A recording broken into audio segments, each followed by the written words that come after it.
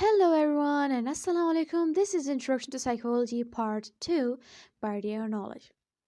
Okay, so we have started the chapter 2 which is about the emotions, and I told you that the chapter is going to be a detailed one. This is going to be a long chapter to learn, to study. So that's why I divided this chapter into different parts so it will be easy for you people to understand and digest the topic very easily. So let's have a quick recap of what we have covered so far. Now, in the part 1, we learn about the defining emotion and the components of emotion, in which we have learned about the definitions that were given by the different well known personalities in the field of psychology, and then we came up with the conclusion. Then we learn about the components of emotion, which included the behavioral component, the physiological components, the cognitive components. So there were different components of emotions, and these were covered in the part 1. Then in part 2, we learn about the characteristics of emotions. In part 3, we learn about the functions of emotion. I told you that these were the functions of emotions, and we also learn about the advantages of emotions, the benefits of emotion, as well as the importance of emotions in the part 3. Then in part 4, we learn about the arousal of emotions, in which we learn about the different factors that were involved in the arousal of emotions and during the arousal of emotions. Then in part 5, we learn about the physiological correlates of emotions. In part 6, we learn about the physiological changes during emotions. Then in part 7, we learned about the facial expressions, and I told you that in this topic we also learned about the facial feedback hypothesis, and facial feedback hypothesis is also included in the theories of emotions. Whenever people study about the theories of emotion, they also learn about the facial feedback hypothesis as well. Then in part 8, we learn about the management and control of emotions. And in this video, we will learn about management of emotions and emotion intelligence, the fine art of self control. So, this is going to be the chapter 2, part 9, management of emotions and emotion intelligence, the fine art of self control. So, let's start with the management of emotions. Now, if our emotions are to be adaptive rather than maladaptive, then these are the points to be considered. One of them is understand, accept, and learn to recognize one's emotions. The other one is functioning with emotion instead of fighting with them. And the third one is finding constructive ways to express emotions. So we will study these one by one. So let's start with understand, accept, and learn to recognize one's emotion. People suffer agonies of shame and guilt because of occasioned feeling of hostility towards parents or others whom they love, or feel a loss of self-esteem over or normal sexual urges, nor realizing that not realizing that such feelings are to be expected.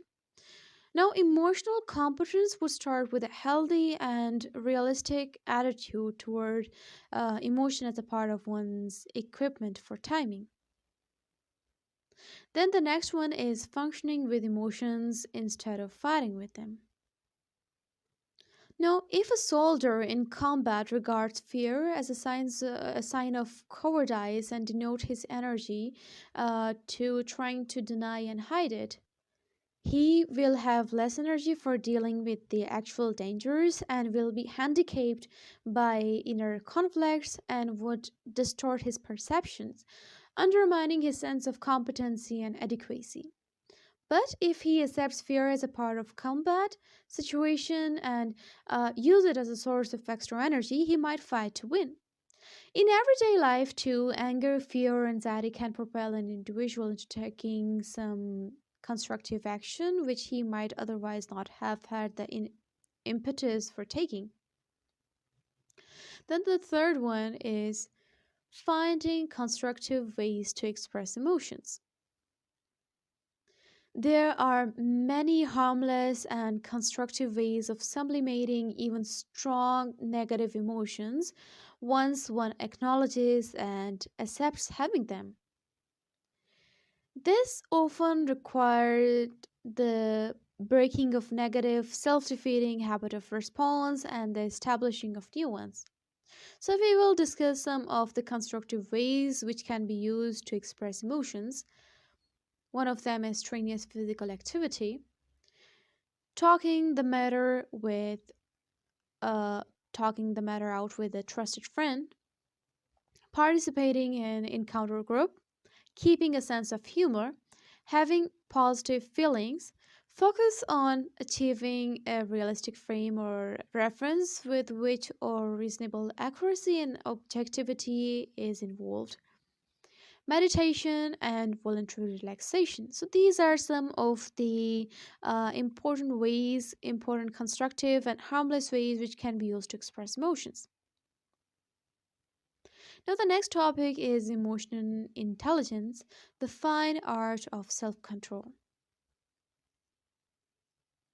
The Greek philosopher Aristotle had a recipe for handling relationships smoothly, and you must be able, he said, you must be able to be angry with the right person to the right degree, at the right time, for the right purpose, and in the right way.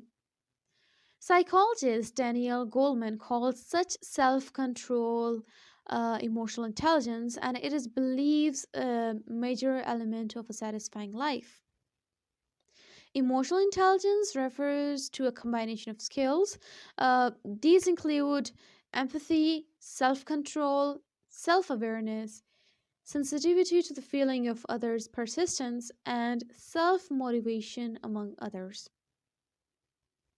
People who excel in life tend to be emotionally intelligent. On the other hand, the cost of poor emotional skill can be highly uh, can range from problems, for example, in marriages and in parenting, to poor.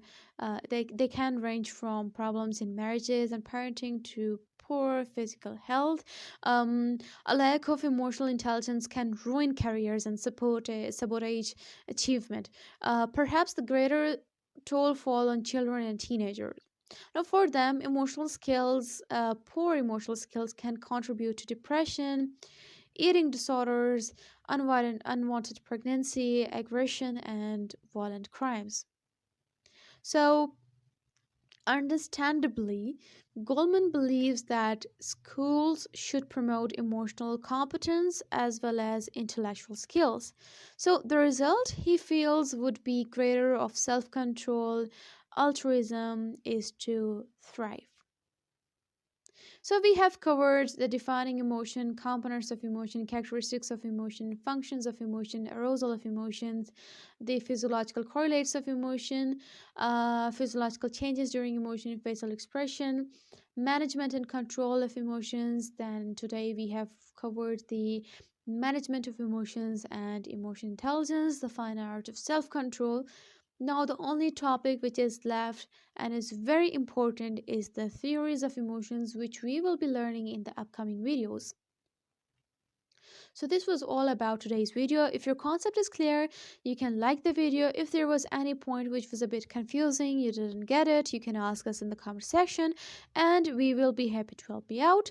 Plus, if you're new to this channel, you can subscribe to our channel, click on the bell icon so you will never ever miss any notification. You can also share the link of this video, the link of our channel, with your family members and friends, because sharing is caring. Until then, Allah Hafiz.